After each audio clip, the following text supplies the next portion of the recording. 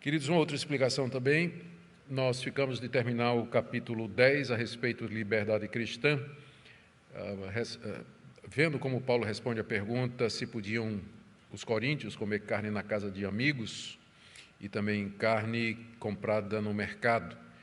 E nós dissemos que a resposta é que Paulo não tem problema nenhum que as pessoas comprassem carne no mercado, desde que elas não ficassem perguntando.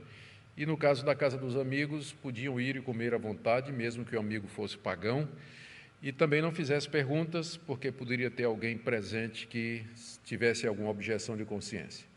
E ele termina o capítulo 10 com algumas orientações, que são as mesmas que ele já deu no capítulo 8, sempre procurar o bem do próximo, abrir mão dos direitos por conta do Evangelho, fazer tudo para a glória de Deus. Por isso nós vamos dar por encerrado o capítulo 10 e vamos já avançar para o capítulo 11, que é o início de uma nova divisão da carta aos Coríntios, que compreende os capítulos 11, 12, 13 e 14. Paulo aqui vai falar sobre culto, participação no culto, que era talvez o problema mais complexo da igreja de Corinto, que era a maneira como eles cultuavam a Deus.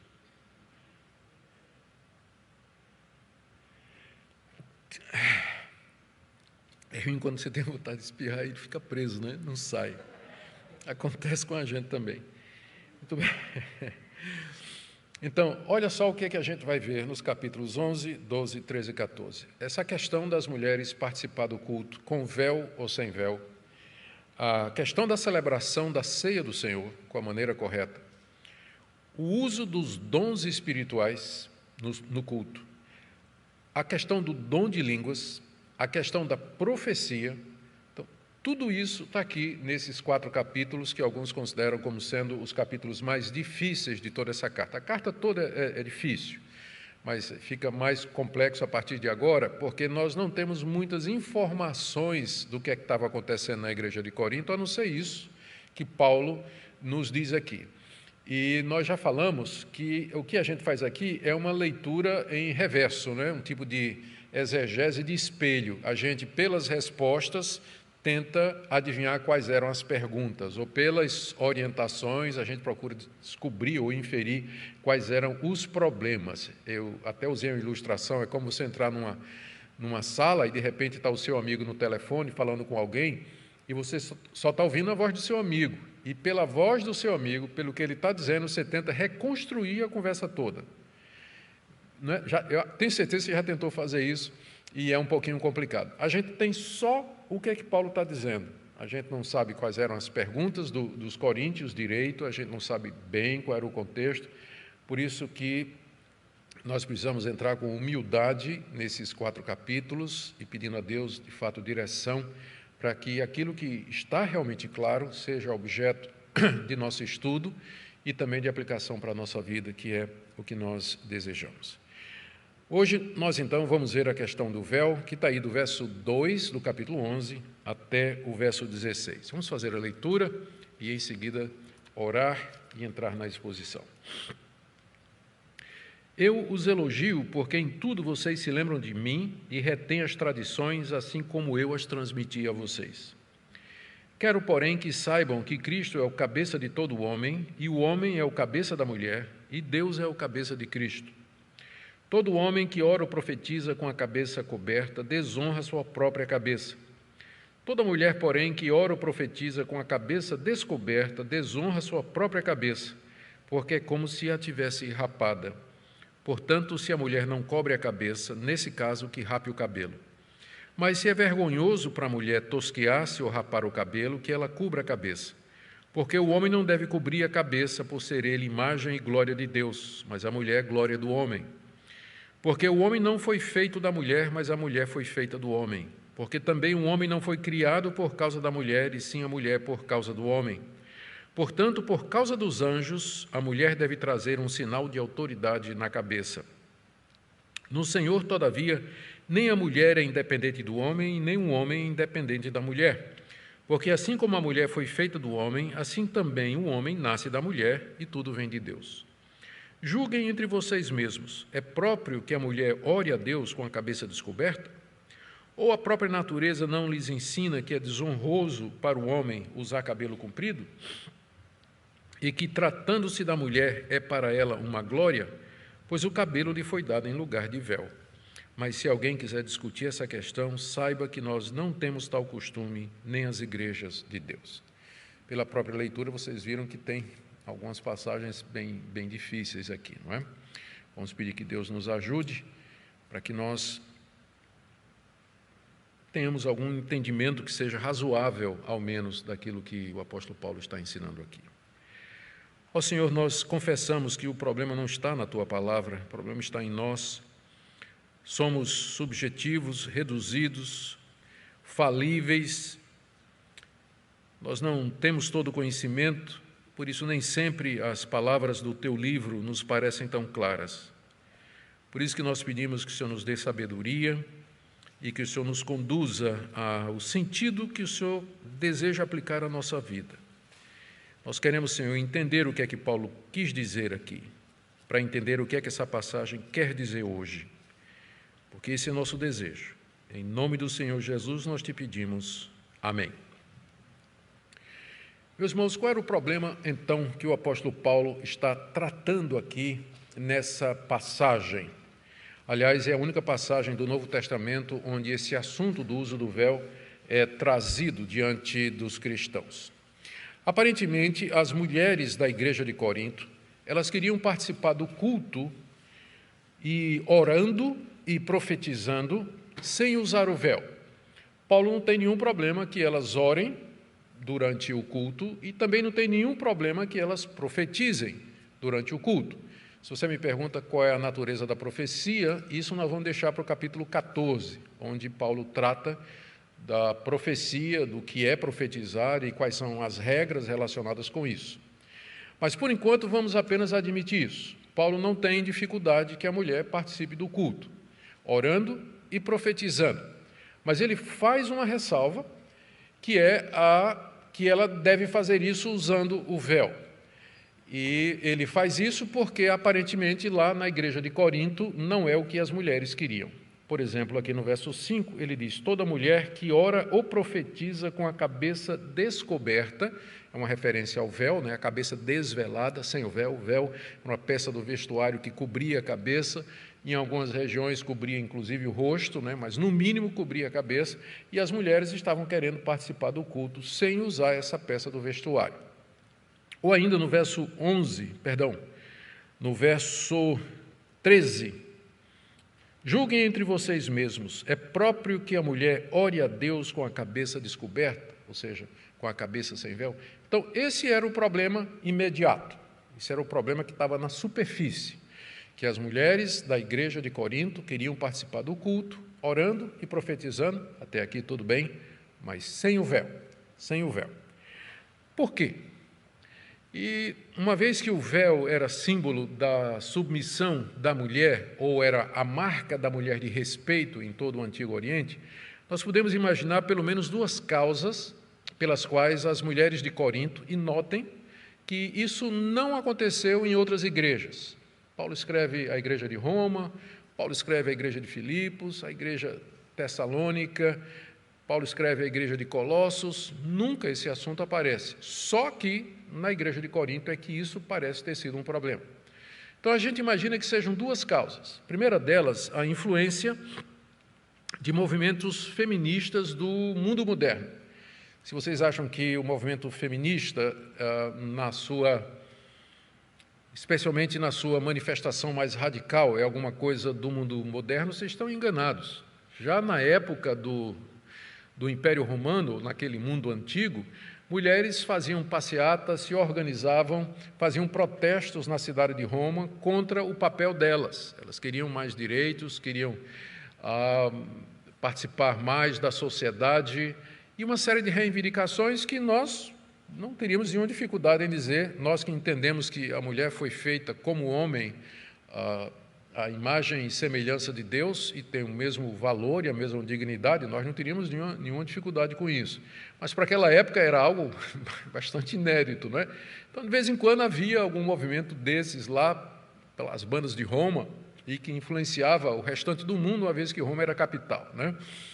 Então, talvez algum tipo de influência que vinha lá da capital do Império Romano, e essas mulheres, então, pegaram essa ideia. Mas eu acho isso pouco provável, Roma estava muito longe. Havia outras influências ali, e eu penso que a provável explicação era essa daqui, e que se coaduna com o que a gente já viu até agora na carta de Paulo aos Coríntios. É que as mulheres de Corinto tiraram conclusões indevidas do fato de que elas tinham recebido dons espirituais tanto quanto os homens. Nós já vimos que a igreja de Corinto tinha uma predileção por determinados dons espirituais, que era o dom de profecia e o dom de línguas. Eu imagino que esse dom não era dado somente para os homens, tanto é que Paulo fala aqui de mulher profetizando. Então, mulheres falavam em línguas e tinham mulheres que também profetizavam. E aí, então, vem a conclusão que parece lógica. Ora, se eu profetizo como os homens, e se eu falo em línguas como os homens falam, e isso é um sinal, uma evidência da ação e da presença do Espírito Santo, por que fazer diferenciação no culto? Por que eu tenho que usar uma peça de vestuário que diz que eu estou debaixo de autoridade quando eu ministro da mesma forma que os homens ministram? Eu creio que essa é a melhor explicação. Eu digo isso porque a igreja de Corinto tinha um conceito errado de espiritualidade que estava atrelado à manifestação de dons espirituais.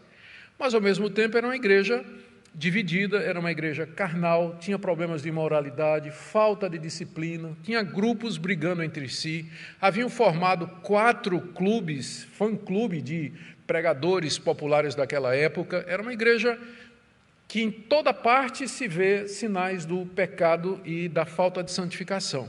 Entretanto, era uma igreja que achava que era uma igreja espiritual, porque havia manifestação de dons espirituais lá no meio. E nós já vimos de que você não pode relacionar manifestação carismática de dons com santificação. O maior exemplo é a igreja de Corinto. Era uma igreja onde esses dons estavam presentes, mas é a igreja mais carnal do Novo Testamento. É a igreja mais complicada do Novo Testamento. Então, se a igreja já tinha essa tendência de entender errado essas questões de espiritualidade, essa teoria que eu apresentei para vocês, ela então ganha mais peso, que as mulheres tinham chegado a uma conclusão errada, ou seja, de que o fato de que elas tinham os mesmos dons espirituais dos homens, isso quer dizer que não poderia haver mais nenhuma fala de hierarquia, subordinação, obediência, uma posição de mando e uma posição de submissão. Elas chegaram mais ou menos a essa conclusão. Eu imagino que tenha sido isso. Mas até agora eu deixei de falar ou colocar o pano de fundo para isso aí, para nós entendermos essa questão do véu. Eu vou falar um pouquinho do uso do véu no Antigo Oriente para a gente melhor situar aqui entender o que é que Paulo está combatendo. O véu fazia parte do vestuário das mulheres honradas daquela época e era símbolo de uma mulher de respeito e que estava debaixo da autoridade ou do seu pai, ou do seu marido, ou do seu irmão mais velho, enfim, era essa a cultura do Antigo Oriente. A mulher sempre estava debaixo da autoridade masculina, sempre estava debaixo da autoridade de alguém. E o véu era o símbolo disso, era o símbolo do recato, da mulher pura, da mulher obediente, da mulher submissa, da mulher virtuosa. Isso fazia parte da cultura e não havia questionamento nenhum a respeito disso. Todo mundo aceitava isso normalmente. Era assim que as mulheres se vestiam naquela época. Isso na cultura israelita, na cultura grega e na cultura romana. Nas 3 grandes culturas daquela época, pelo menos no que diz respeito à formação do cristianismo, havia essa mesma prática. Toda mulher usava véu. E o véu significava exatamente isso. O papel que ela tinha na sociedade, no lar, na família e agora também na igreja. O papel que ela tinha na sinagoga, o papel que ela tinha no templo, o papel que ela exercia nos templos pagãos. Então, em todo lugar, ela costumava usar o véu. Algumas passagens que falam disso. Por exemplo, no livro do profeta Isaías, capítulo 3, 18 a 23, Deus falando através do profeta e anunciando um dia de juízo contra a nação de Israel, diz assim: naquele dia, no dia da invasão babilônica contra Israel, O Senhor tirará o enfeite dos anéis dos tornozelos. As mulheres, agora começa a descrever como é que a mulher se vestia. Ela tinha uns enfeites no tornozelo, toucas. Eu não sei como é que isso é enfeite de uma mulher, uma touca, né? Mas devia ser algum tipo de coisa que botava na cabeça, uma redinha, alguma coisa assim. Os ornamentos em forma de meia-lua, os pendentes, a mulher já usava, né? Bracelete, os véus esvoaçantes. Então você vê que o véu fazia parte do vestuário. E quando Deus diz que Ele vai trazer desgraça sobre a nação, está dizendo, eu vou tirar todo o vestuário feminino, né? Vou deixar as mulheres envergonhadas e tirar o véu, significava isso. Em Gênesis 24, 65, nós temos aquela famosa história de quando Rebeca vai ser finalmente apresentada a Isaac, não é? Que eles casaram por procuração. E agora chegou o momento do encontro, e diz lá o texto, Rebeca perguntou ao servo, aquele que foi lá buscá-la e trouxe, quem é aquele homem que vem pelo campo ao nosso encontro? É o meu senhor, respondeu o servo. Então Rebeca tomou o véu e se cobriu. Você vê como era, né? Disse, é o teu marido que está chegando. Então ela pegou o véu e se cobriu, sinal de respeito e submissão naquela época. Ficar o véu era sem vergonha, né? Passar vergonha. Está aí Isaías 47, de 1 a 3, desce e assenta-te no pó, ó virgem, filha de Babilônia, assenta-te no chão, pois já não há trono, ó filha dos caldeus, porque nunca mais te chamarás a mimosa e a delicada. Toma moe a farinha, tira o teu véu, ergue a cauda da tua vestidura, etc. São passagens do Antigo Testamento que confirmam isso que eu falei para vocês. Fazia parte e significava o respeito das mulheres.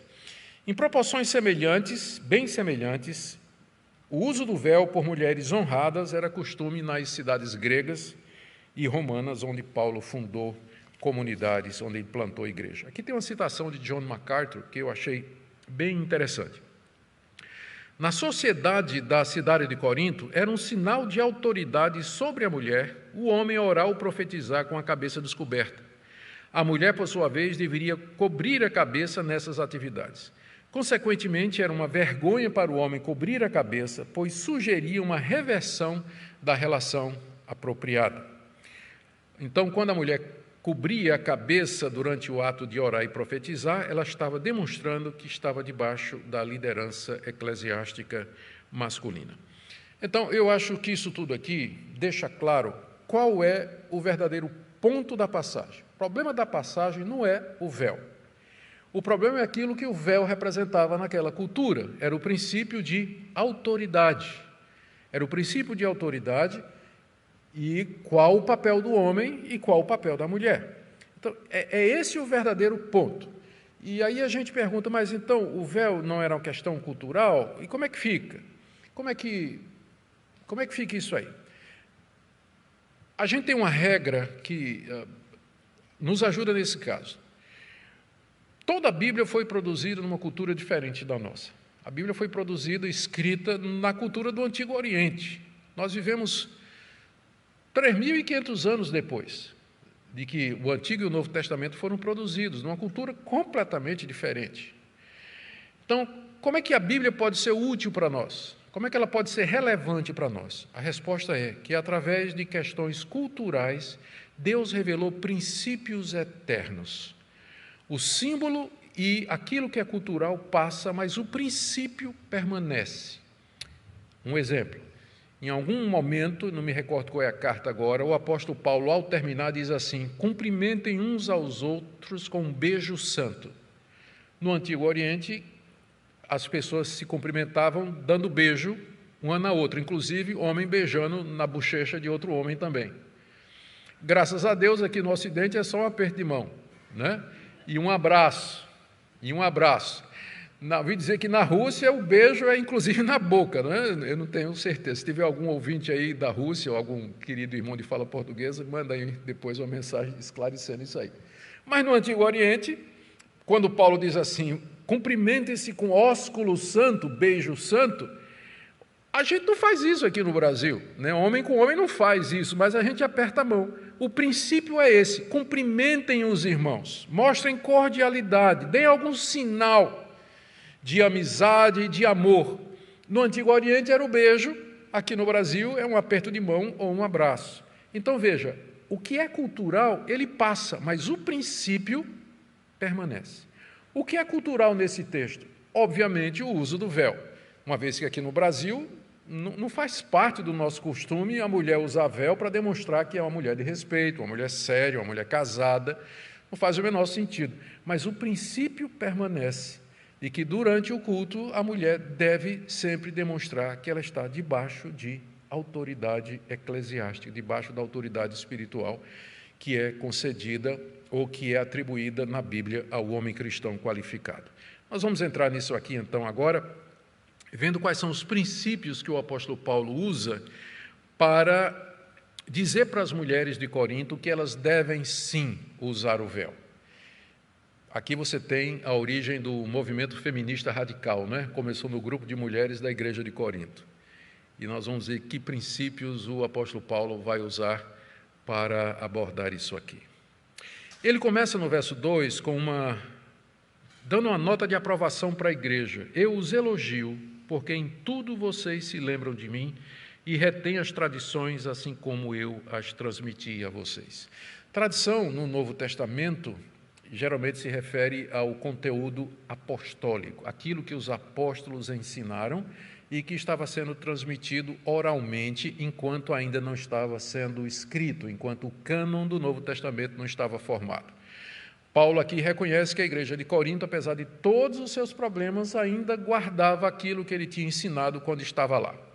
Porém, tinha uma coisa que a igreja não estava fazendo certo, que diz aí no verso 3. Quero, porém, veja, no 12 ele diz, vocês estão guardando o que eu ensinei, mas eu quero, porém, e aí ele vai falar a respeito do véu, com isso demonstrando que, quando ele esteve lá, ele ensinou a respeito disso, só que a igreja de Corinto agora não estava mais praticando. E ele começa a corrigir.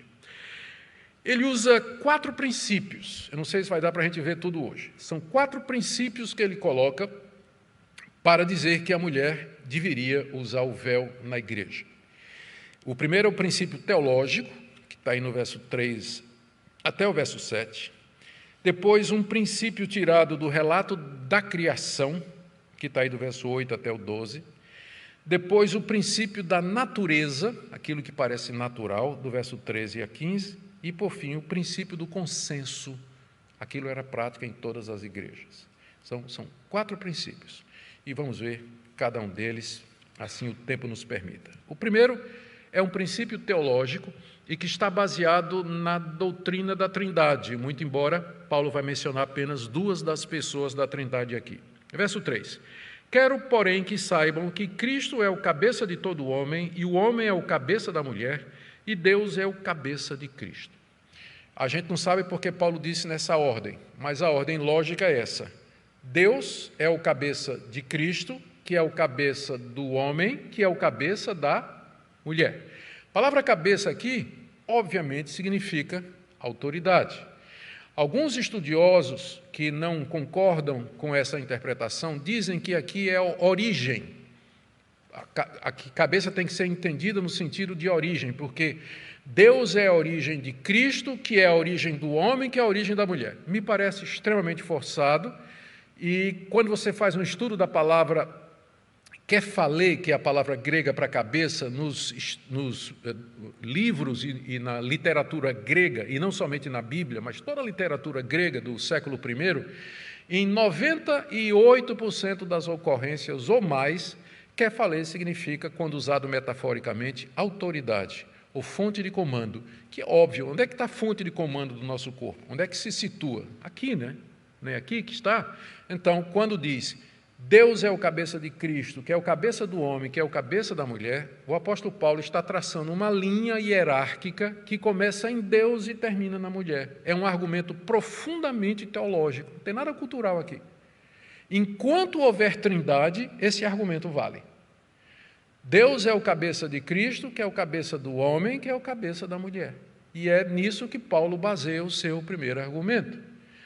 Deus é o cabeça de Cristo no sentido de que foi o Pai que enviou o Filho para que viesse ao mundo dar sua vida pelos pecadores. Cristo é o cabeça do homem no sentido de que o homem foi constituído por Deus como cabeça da família e ele responde a Cristo pelos seus atos. Toda vez que alguma coisa dá errado na família, a responsabilidade primeira a ser cobrada é do homem, porque ele é o cabeça do lar. A gente até diz isso em português, não é? O homem é o cabeça do lar. O fundamento é esse aqui. E o homem é o cabeça da sua esposa, cabeça da sua esposa. Então, esse é o argumento teológico com base na Trindade. Aqui é importante a gente fazer uma ressalva para não ser mal entendido.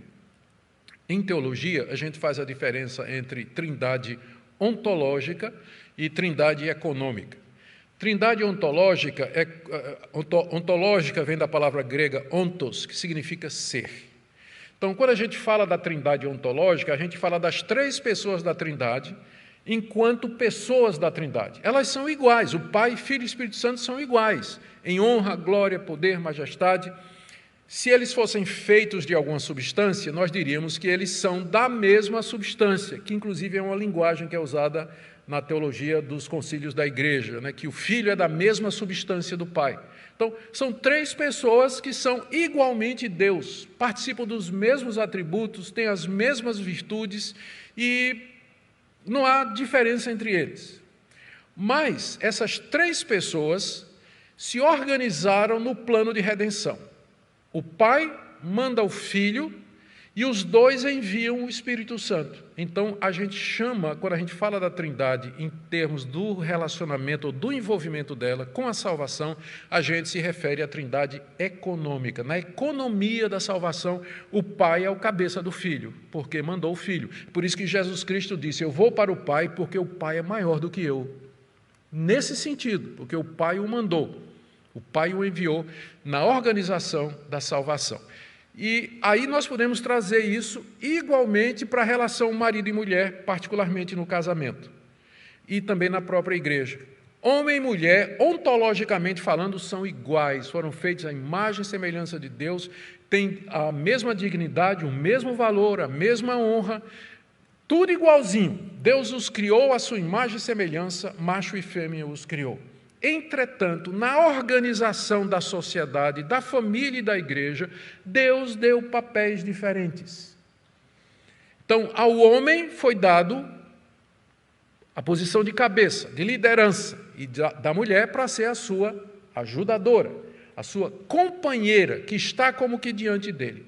Isso não significa que o homem é superior à mulher, como também não significa que o pai é superior ao filho. Apenas eles se organizaram em sociedade, Deus organizou o homem e a mulher em sociedade, em igreja, em família, e a cada um deu uma função diferente.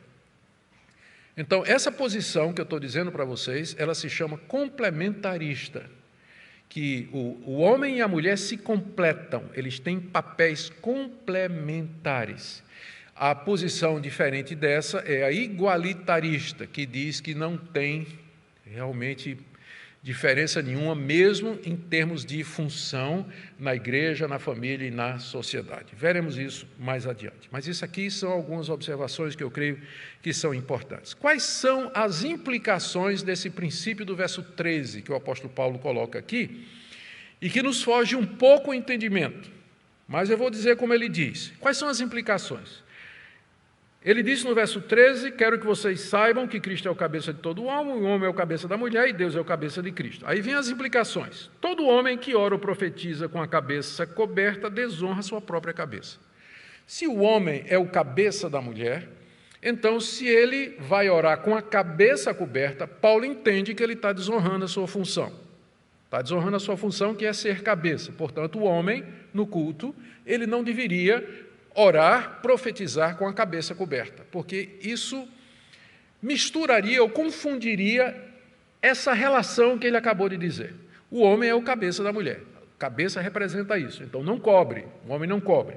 Já no caso da mulher, verso 5, toda mulher, porém, que ora ou profetiza com a cabeça descoberta, desonra a sua própria cabeça, porque é como se a tivesse rapada. como se tivesse rapada. Os estudiosos têm quebrado a cabeça para entender qual a relação entre rapar a cabeça e orar sem véu aqui. O que é que Paulo quis dizer com isso? Só se Paulo quis dizer que o cabelo longo da mulher é uma espécie de véu natural. Se a mulher não vai usar o véu, é a mesma coisa dela ter a cabeça raspada. E alguns sugerem, e isso sem muito fundamento, que quem usava a cabeça rapada lá em Corinto eram as prostitutas dos templos pagãos. Mas eu já procurei fundamento para isso em livros e comentários e eu não encontrei com certeza de que esse era o caso. Mas alguns estudiosos dizem que essa era a razão que Paulo está usando esse argumento, porque de outra forma ele fica sem sentido. A não ser que Paulo, como eu disse, considerasse que o cabelo da mulher era uma espécie de véu natural. E que se a mulher então não quer usar o véu, é a mesma coisa de rapar o cabelo. Por que ela não faz isso? Inclusive, ele vai dizer isso mais adiante aqui, não é? A mulher desonra a sua própria cabeça porque é como se a tivesse rapada. A consequência aqui do verso 6, mais uma, ainda nessa mesma linha, né, meio que irônico. Portanto, se a mulher não cobre a cabeça, nesse caso que rape o cabelo. Mas se é vergonhoso para a mulher tosquiar-se ou rapar o cabelo, que ela cubra a cabeça. A gente não entende, como eu disse, bem esse argumento do apóstolo Paulo. Pode ser o argumento da mulher careca que era prostituta. Pode ser por isso. Como eu disse, a gente não sabe todas as coisas. Pode ser porque ele achava que a mulher, que o cabelo era como um véu natural.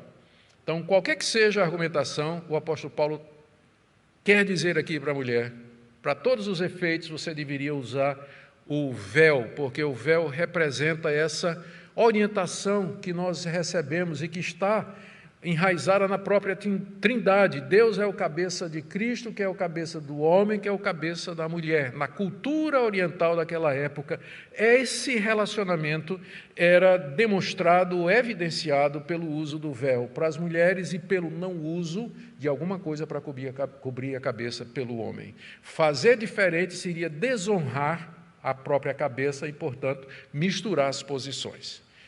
Esse é o primeiro argumento dele, o argumento teológico. Note que é baseado na própria Trindade e que não é um argumento que tem raiz cultural, mas a raiz é a doutrina da Trindade. A aplicação, sim, é cultural. Depois tem um princípio escriturístico, que está aí do verso 8 a 12. Aqui Paulo tem em mente o relato da criação do homem e da mulher em Gênesis capítulo 1 e Gênesis capítulo 2. Primeiro, Paulo tira um argumento da procedência da criação. Está aí no verso 8. Ele diz assim, a partir do verso... Eu esqueci de falar do verso 7, por favor, voltando só um pouquinho, né? O verso 7 ele dá razão para toda aquela argumentação, porque o homem não deve cobrir a cabeça por ser ele imagem e glória de Deus, mas a mulher é glória do homem. Claro que a mulher é feita à imagem e semelhança de Deus, mas na sequência da criação, o homem foi feito primeiro, a imagem e semelhança de Deus, e a mulher foi tirada do homem. O homem foi feito diretamente por Deus do pó. A mulher agora foi tirada do homem. Então, nesse sentido, o homem é a imagem de Deus e a mulher é a imagem do homem. Mas como o homem é a imagem de Deus, é claro que ela é também a imagem e semelhança do homem. Então, Paulo quer preservar isso aqui, que ele vai explorar no verso 8. Ele diz assim, porque o homem não foi feito da mulher, mas a mulher foi feita do homem.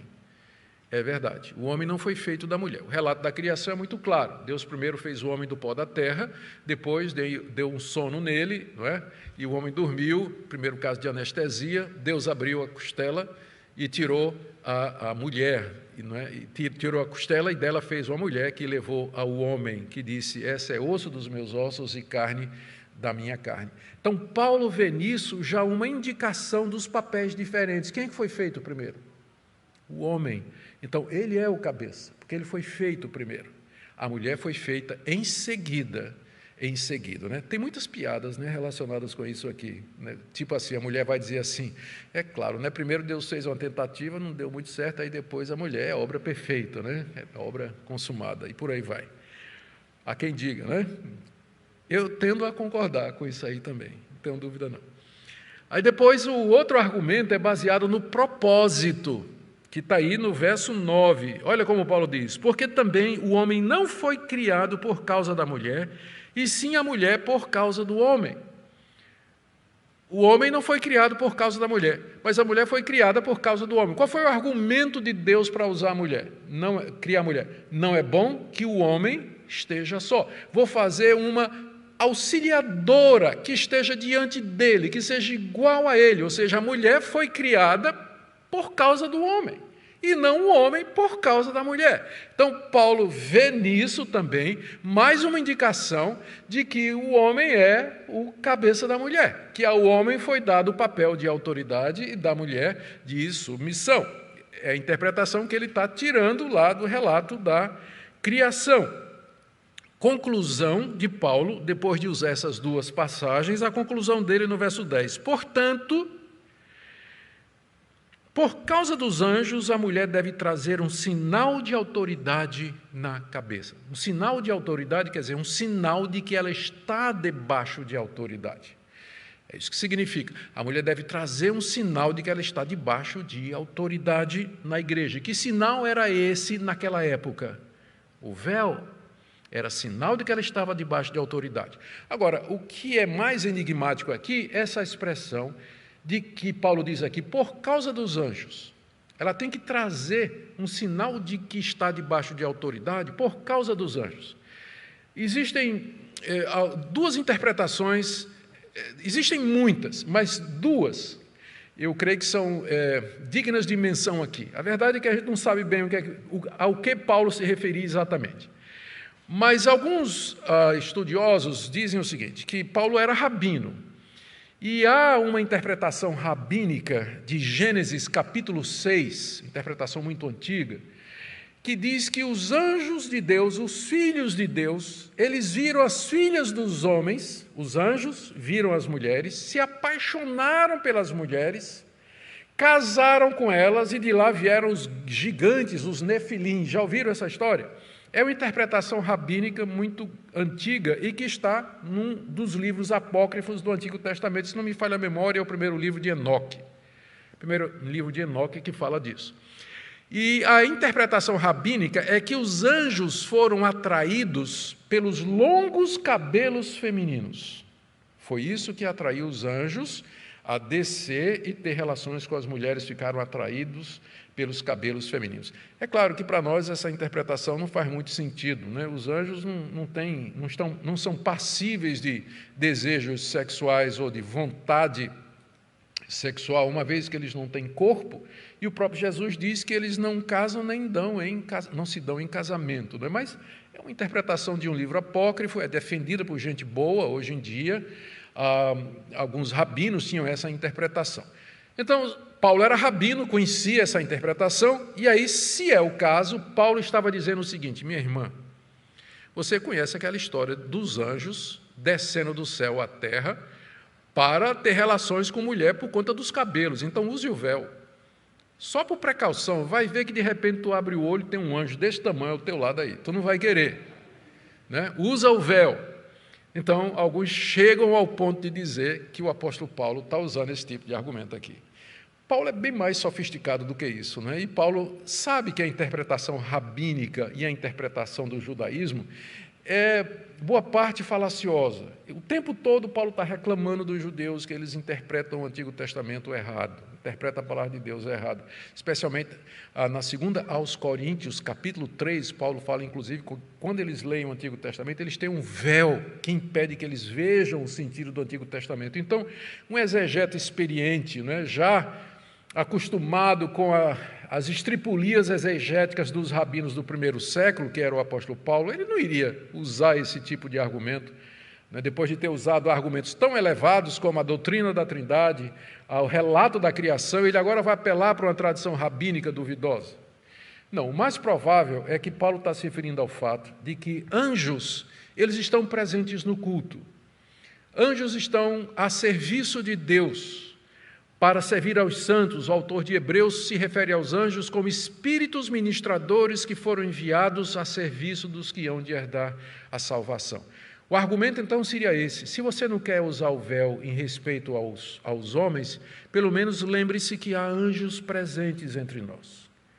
E pelo menos isso deveria levar você a algum tipo de modéstia, ou de tentar obedecer ou respeitar essas criaturas que são mais poderosas e mais gloriosas do que nós. Então, essa seria, de todas as interpretações, a menos complicada. Não estou dizendo que resolve tudo, mas é a menos complicada e a que eu acho que a gente pode adotar sem muita dificuldade. Então, pelo menos por causa dos anjos, usem o véu. Já que vocês não querem usar por conta das autoridades, então, pelo menos por conta dos anjos. Essa seria a interpretação. Vamos agora para o terceiro princípio, que é o princípio da natureza, do verso 13 a 14. Julguem entre... sim, Paulo aqui faz uma ressalva importante, não posso pular isso aqui. 11 e 12. No Senhor, todavia, nem a mulher é independente do homem e nem o homem é independente da mulher. Porque assim como a mulher foi feita do homem, assim também o homem nasce da mulher e tudo vem de Deus. Paulo, arguto, né, como ele é, ele percebe que alguém pode usar todos os argumentos que ele vem usando até agora para oprimir as mulheres. A doutrina da Trindade, o relato da criação, e agora toda essa argumentação sobre honrar e desonrar a cabeça. Então, alguém pode chegar e dizer, realmente a mulher é inferior e o homem tem que dominar sobre ela. E Paulo então faz uma ressalva.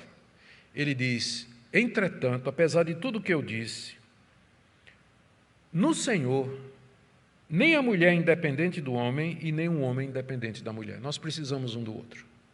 E ele diz um caso. Assim como a mulher foi feita do homem, assim também o homem nasce da mulher. Não tem nenhum homem, depois de Adão, que não tenha nascido de mulher. Na verdade, por isso, Adão é o único que não tinha umbigo. De Adão para cá, todos nós temos umbigo. Exatamente porque nascemos de mulher. E o umbigo é um sinal disso. É para deixar a gente no nosso devido lugar. Na hora que você pensa assim, eu não preciso, eu sou mais, olhe para o seu umbigo. Não é? E você vai ver que você procede de uma mulher. Então, assim como a primeira mulher foi tirada do homem, todos os homens, a partir daí, eles vieram de uma mulher. Paulo está dizendo isso para lembrar de que, diante de Deus, nós somos iguais. Temos funções diferentes, como ele explicou.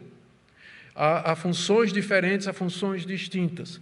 Mas essas funções se complementam, não quer dizer que o homem é superior à mulher e que a mulher é inferior ao homem. Apenas eles têm papéis distintos, papéis diferentes. A mulher tem que ser honrada, ela tem que ser respeitada e o papel dela tem que ser cumprido com alegria. Da mesma forma, o homem deve entender também seu papel de protetor, seu papel de líder e de abençoador. No casamento, eu sempre digo, é muito bom você se submeter a quem ama você e é fácil amar quem se submete. Então, um complementa o outro e o casamento vai bem. Na igreja, da mesma forma. Se todos nós soubermos o nosso papel, a igreja funciona direitinho e vai em frente para a glória de Deus. Agora, caminhando para o fim. Meu Pai do céu, já corri demais. Agora já foi. Vamos lá. Princípio, não vamos ter pergunta, né? Que pena, né? Vocês têm tantas dúvidas aí. O princípio da natureza, de 13 a 15. Julguem entre vocês mesmos, é próprio que a mulher ore a Deus com a cabeça descoberta, ou a própria natureza não lhes ensina que é desonroso para o homem usar cabelo comprido, e que, tratando-se da mulher, para ela uma glória, pois o cabelo lhe foi dado em lugar do véu. A grande dificuldade aqui é entender o que é que Paulo quer dizer com natureza. Não ensina a natureza que é desonroso para o homem usar cabelo comprido, e que, tratando-se da mulher, para ela uma glória, pois o cabelo lhe foi dado em lugar de véu. Se um homem e uma mulher raparem o cabelo no mesmo dia, eles crescem na mesma velocidade. Então, em termos de natureza, a natureza não favorece o cabelo comprido ou o cabelo mais curto. Então, Paulo não deve estar usando natureza aqui no sentido da fisiologia, mas no sentido do costume, no sentido da prática ou da observação. Se a gente entender nesse sentido, então fica claro. Paulo diz assim, olhem ao redor, olhem aí para a cultura, olhem para o mundo onde vocês estão inseridos. Qual é o natural? Que o homem tenha o seu cabelo curto e que a mulher use o cabelo comprido. Era essa a prática. Havia exceções, naturalmente. Mas, geralmente, a mulher tinha o cabelo comprido e o homem cortava o cabelo. Como eu disse, podia haver exceções, mas o natural era isso aí. Então, é a isso que Paulo está apelando, como que dizendo assim, o costume da cultura de vocês corrobora com o que eu estou dizendo. É mais uma evidência daquilo que eu estou dizendo, de que a mulher tem esse véu natural, que é o cabelo comprido, e que o homem, usando o cabelo curto, ele não precisa de véu, que, aliás, usar o véu seria uma desonra, seria uma confusão dos papéis que Deus determinou para cada um. E, tratando-se da mulher, o cabelo comprido é uma glória, mas para o homem seria desonroso, pelo menos naquela cultura. Hoje em dia, na nossa cultura, não tem... Já esse argumento não se usa, né, na nossa cultura, porque ela é bastante diferente. Tem mulheres, santas mulheres piedosas, que têm um cabelo curto, e tem gente crente que tem o cabelo comprido. Um dos homens mais crentes que eu conheci na minha vida foi nos Estados Unidos, quando eu estava fazendo o doutorado, homem de Deus, Steve DeMoss. Ele tinha um rabo de cavalo, né? Tinha um cabelo comprido, ele botava um rabo de cavalo. Homem crente. Eu trabalhei com ele durante um tempo, ele tinha uma loja, tinha uma oficina de pintura, a gente pintou muita casa lá, e foi o que me sustentou durante um tempo lá, exatamente isso, e o dinheiro que ele ganhava na empresa de pintura, ele fazia casas na Uganda para crentes pobres. E viajava pelo menos 2 vezes por ano para a Uganda para pregar o Evangelho e construir casas para aquelas pessoas necessitadas lá na Uganda. Homem de Deus. Mas tinha um rabo de cavalo que vinha até aqui no fim das costas, não é? Então, hoje em dia, isso aí já não é mais... mas, na época de Paulo, isso era argumento. É por isso que eu disse, a gente tem que notar o que é cultural e tirar o princípio eterno que vale para todas as culturas, todas as épocas. O último argumento de Paulo está aí, no verso 16, que é o princípio do consenso. Ele diz aqui... Mas se alguém quiser discutir essa questão, saiba que nós não temos tal costume nem as igrejas de Deus. O costume aqui é da mulher orar sem véu. Se vocês querem discutir isso aí em Corinto, saibam que as outras igrejas não têm esse costume que vocês estão querendo introduzir, da mulher orar sem véu na igreja. Nós não temos esse costume nas igrejas de Deus. Ou seja, em todas as igrejas que Paulo havia fundado, a mulher usava o véu na hora de orar e profetizar, porque naquela cultura simbolizava todo esse papel complementar que eu acabei de expor para vocês e que Paulo tão claramente explica a partir da doutrina da Trindade, relato da criação, do costume da época e agora do consenso das igrejas. Com tudo isso, Paulo quer dizer que a mulher deveria fazer o seguinte, conclusão. Ela poderia profetizar e orar nos cultos, desde que ela o fizesse com véu, porque o véu era sinal de que ela estava debaixo da autoridade e, portanto, em tudo ela deveria reconhecer que na igreja ela estava debaixo da autoridade cristã masculina. Deixa agora ir para aplicações práticas. Primeira delas, eu creio que a mulher pode participar, sim, do culto a Deus. Algumas igrejas não creem assim. E tem um papel bastante restrito para a mulher, não só no culto, mas na vida da igreja em geral. Mas eu creio que essa passagem, ela deixa claro que, na perspectiva do apóstolo Paulo, você vê que a bronca de Paulo aqui não é com a mulher orar e profetizar, mas é fazer isso da forma não apropriada e conveniente para a teologia e a cultura.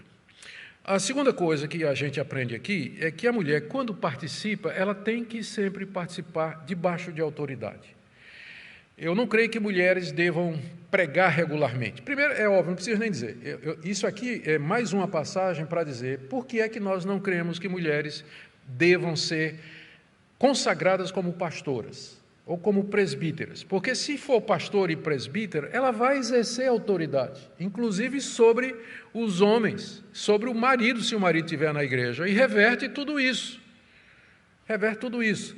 Então, ela quer dizer que ela não pode falar na igreja? Eu creio que ela pode falar na igreja, mas debaixo da autoridade do seu pastor. Vai falar, vai trazer uma palavra, ela pode fazer isso, mas o que é que você vai ensinar? Então, debaixo da autoridade do seu pastor, do conselho da igreja, da autoridade que a sua igreja, a sua denominação usa, a mulher, ela pode trazer, pode profetizar, né? Profecia aqui entendido como trazer uma palavra para a vida da igreja. Não vejo dificuldade nisso aqui. Uma outra conclusão aqui é que, à luz do que nós vimos aqui, eu diria o seguinte: se a sua igreja quer usar o véu, quer que as mulheres usem o véu, eu não vejo problema. Desde que você não queira dizer que isso é por motivos bíblicos. E desde que você não julgue as igrejas que não usam véu. Porque o problema de quem usa o véu hoje, no contexto brasileiro, infelizmente, é que acham que isso é um mandamento bíblico. Não é um mandamento bíblico, é uma expressão cultural do Antigo Oriente para o princípio bíblico. O princípio é que a mulher deve viver, portar-se e exercer seus dons na igreja debaixo de autoridade. Na nossa cultura, o véu não representa isso. Não representa isso. Mas a sua igreja quer usar o véu? Use. Mas apenas não diga que é um mandamento bíblico e não julgue as outras igrejas onde a mulher não usa o véu. Não usa o véu. Quarto, a liberdade que nós temos no Espírito e o fato de que as mulheres receberam dons espirituais semelhantes aos dos homens, na cabeça do apóstolo Paulo não termina essa diferença de papéis diferentes, porque às vezes as mulheres dizem assim, o argumento é esse, não é? Mas eu tenho os mesmos dons do homem, e de fato eu conheço mulher que fala melhor do que determinados pastores. Mas o fato de que você recebeu dons espirituais não quer dizer que você tem que ser consagrada pastora ou presbítera para exercer. Você pode muito bem exercer os seus dons sem estar numa posição de autoridade. Uma posição de autoridade. E a última coisa aqui, eu queria lembrar, que essa posição, ela tem que ser bem entendida e não deve ser distorcida, porque o pessoal que é contra essa posição já vai dizendo assim, essa posição é uma posição machista. Não é machista. Na verdade, é uma posição que, para a época do Antigo Oriente, é uma posição libertadora. Uma posição libertadora, não é uma posição machista. É uma posição que oprime a mulher, não oprime a mulher coisa nenhuma. Oprimir a mulher é dar a ela uma função para a qual ela não foi feita. É isso que é oprimir a mulher. Mas, se nós ocupamos os nossos devidos lugares, isso é liberdade. Isso é liberdade e alegria. Aí o pessoal vem dizendo, não, mas isso aí, você está dizendo isso por conta que você não sabe o que é que tem. Eu sei de muitas igrejas onde pastor bate na mulher, presbítero bate na mulher. Denuncie! Lei Maria da Penha. Eu sou o primeiro a dizer, marido que bate na mulher tem que ser denunciado. Se for pastor, tem que sair do ministério. Tem que ser preso e responder por isso. Tem que ser preso e responder por isso. Claro, quem é que é a favor de violência no lar? Às vezes as pessoas dizem isso, né? Porque a gente é contra a ordenação feminina, já vai para o outro lado, dizendo, então, se é a favor da violência das mulheres, você é de jeito nenhum. Tem gente que enxerga o mundo só preto e branco, né? Entre preto e branco existe uma larga zona aí de nuances. Eu sou a favor, aliás, eu sou contra a ordenação feminina e sou contra a violência doméstica, sou contra a opressão das mulheres e qualquer outro tipo de abuso que vá contra os princípios da palavra de Deus. Então, não vamos confundir as coisas, mas vamos fazer como a Bíblia manda, é liberador, tanto para as mulheres como para os homens. Amém, gente?